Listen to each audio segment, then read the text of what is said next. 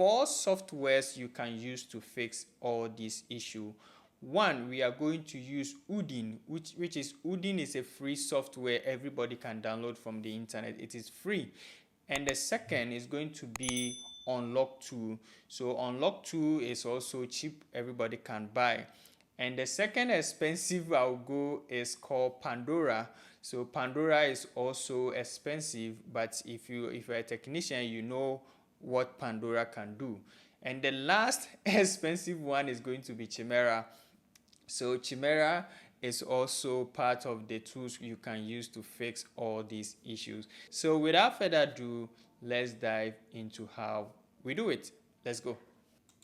Okay guys, so let's dive into the process.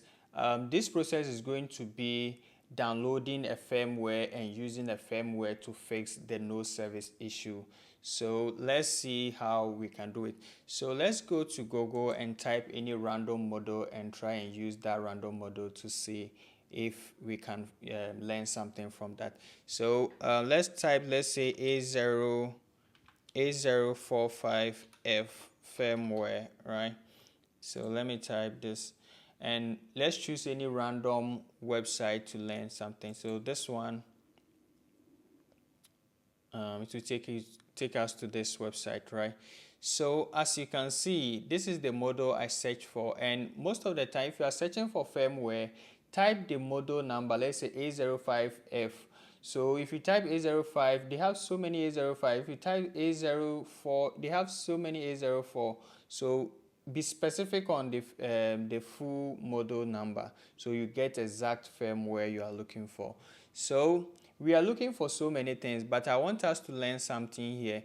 So why all these countries, showing here? Why all these countries? So the reason is that if the manufacturer makes the devices, they have devices which is going to Ghana, US, Germany, Europe, so many countries that they make phones for.